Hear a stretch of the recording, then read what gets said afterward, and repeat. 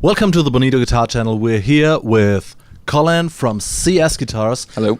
Please be sure to subscribe to his channel. And we want to discuss something today which has become quite popular among guitar players, is like discussing true bypass pedal versus buffered bypass pedal. Today it is almost socially unacceptable not to use a true bypass pedal, and we're going to discuss the fact if we need a buffer, when do we need a buffer, and what are the differences between the buffers. So can you explain what is a buffer and why do we need it? Okay. Yeah, a buffer essentially is a piece of electronic circuitry that changes the high impedance from the guitar's pickups into a low impedance to go through the rest of your signal. And essentially, if you were just to run, say, a long cable or a long signal chain with no buffers in it, the high impedance signal has a tendency to lose high frequencies as it travels through a long length of cable due to capacitance effects. So putting a buffer somewhere in there takes the impedance down, and that allows the signal to travel along a much longer length of cable without seeing those losses from the cable capacitance. Mm-hmm. So essentially, having only true bypass pedals could cause serious problems. So you need to have a buffer somewhere in the chain. Yeah. Why do you think is it that true bypass pedals became that popular, even though you need a buffer somewhere? I think they became really popular because it's a great marketing term. You've got true bypass, and that sounds really impressive. Yeah. It sounds like you're not losing anything in the tone. And on a very simplistic basis, that they can be better. So if you're using short cable runs with only one pedal and it's true bypass, then sure, having nothing between the signal when the effect is off, that's the cleanest way you can get it there. But if you're using a lot of pedals and a lot of cable run, then the buffer needs to be there. But the marketing says, hey, it's better. Yeah. But they don't give the little asterisks on there to say it's only better in certain scenarios. So the consumer gets the idea that true bypass is the only way to go. Okay. What do you think? What would be the maximum cable length that you could go, probably more or less, without using a buffer? Having to use a buffer. Yeah, that's a fun one. When I did a little test on this in one of my videos, and I did just like a 6 meter cable, and then some ridiculous big coiled up thing. It was massive. I think 6 meters in your standard cables will be usually fine without a buffer, but if you're running, especially if you're running multiple cables to and from your pedal board, effect slip and all that, if you're running several lengths of 10 meters, 20 meter cables, you're going to get into a problem very quickly. So yeah, anything probably above your 6 meters, 10 meters above is, you're going to probably want to see a buffer in there, particularly if you're using numerous effects. Okay. Sometimes you read things like people use a buffer at the beginning of the effect chain, but also another one at the end. So if a buffer changes the impedance, why do you have to change it again? Why do you have to use a second buffer sometimes? Is there a reason? I wasn't particularly aware that people were using multiple buffers intentionally. Yeah. My impression always was that because it's changing it in the first instance, then that's really the only buffer that's taking any precedence or effect.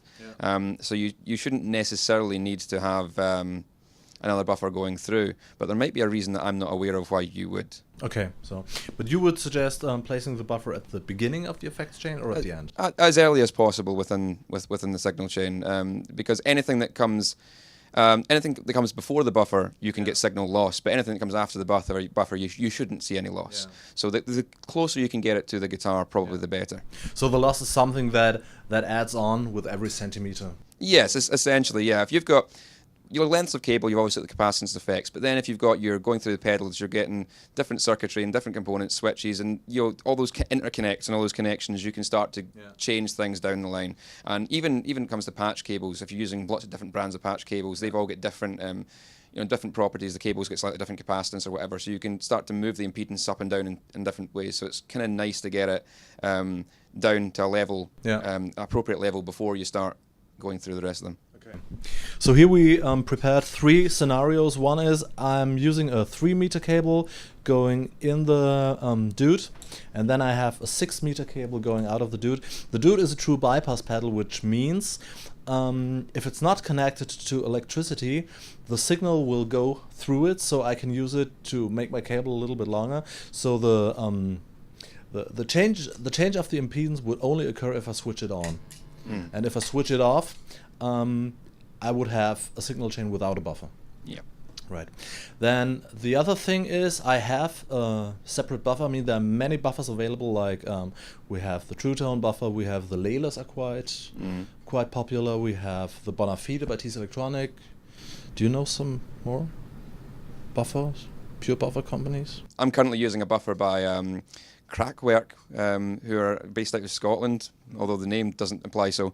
But yeah, they were working with guys from Glasgow called Sign Effects to produce a little, the tiniest buffer called Genesis, and I've got that sort of underneath my pedal board at the minute. Okay, and then we have a pedal by probably the company which is most famous for not making true bypass pedal, which is Boss. It's the Super Overdrive.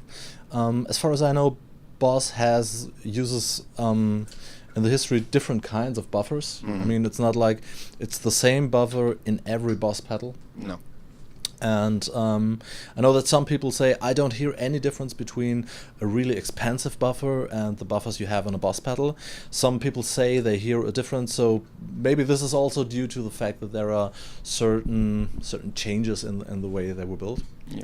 So now I'm going to play some chords through this 9-meter length signal chain, and yeah, and then we try all the other possibilities.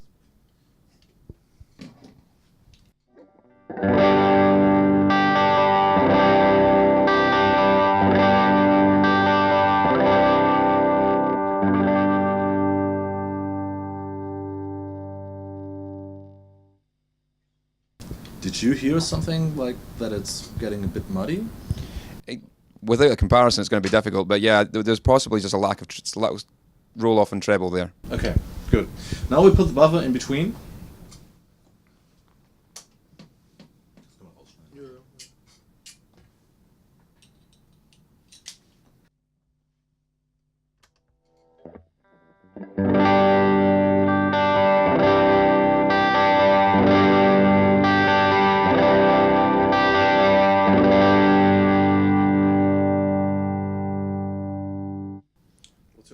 That's instantly sounding a lot brighter to me. Yeah. Yeah. I think the buffer is definitely doing its job in removing the capacitance sucking nature of the cable. Okay. So now we take the Boss buffer. I think the reason why they use buffers is because it allows you to have this certain kind of switch. Yes. To do true bypass switching, you need to have a more expensive mechanical switch. Yeah. Whereas I think it's like they use electronic components to be able to switch flip-flop between the effect on and off, and they're much cheaper to do in that circuit than to buy the big clickable switches. So the necessity for a buffer in these kind of pedals is because of the way they do the switch. Okay, I'll play again the 3 files, and then we switch to the Boss Super Overdrive.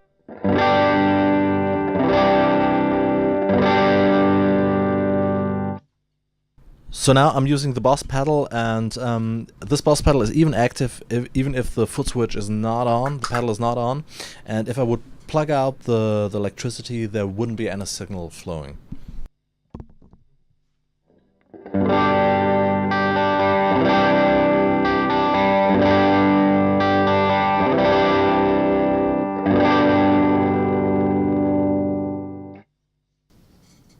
That sounded like it had ducked out again.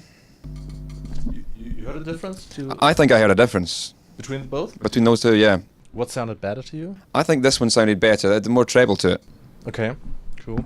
So you see there's quite a difference between buffers and not using a buffer at all. But can you think of some famous pedals that are not true bypass? That are very common in the guitar community? One of the ones that springs to mind to me that a non-true bypass pedal that's particularly infamous in this regard would be the Dunlop Crybaby, the wah-wah pedal, because it has a very sucky buffer.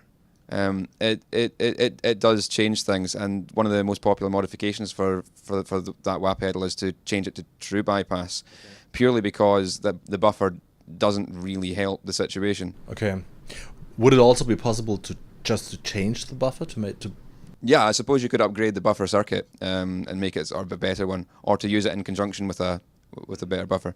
But that's the one that I do know of where it's not a good buffer within the pedal. Okay, and what's about the topic using buffer in combination with a fuzz? That's a really good one, because as we've said before, it's usually best to put a buffer as early in the signal chain as possible, as close to the guitar. But fuzz pedals are a unique anomaly in the sense that they don't operate at low impedance. Most other pedals will operate best if a low impedance signal is flowing into them, and that's why buffer works best before other effects.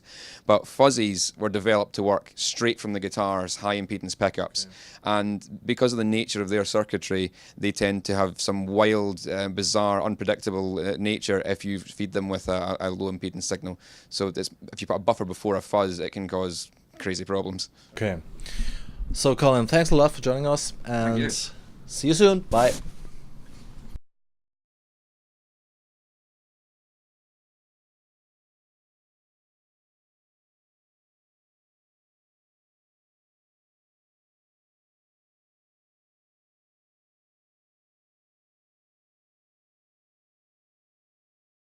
All those interconnects and all those connections, you can start to change things down the line. And even when it comes to patch cables, if you're using lots of different brands of patch cables, they've all got different different properties. The cables get slightly different capacitance or whatever, so you can start to move the impedance up and down in different ways. So it's kind of nice to get it down to a level, appropriate level before you start.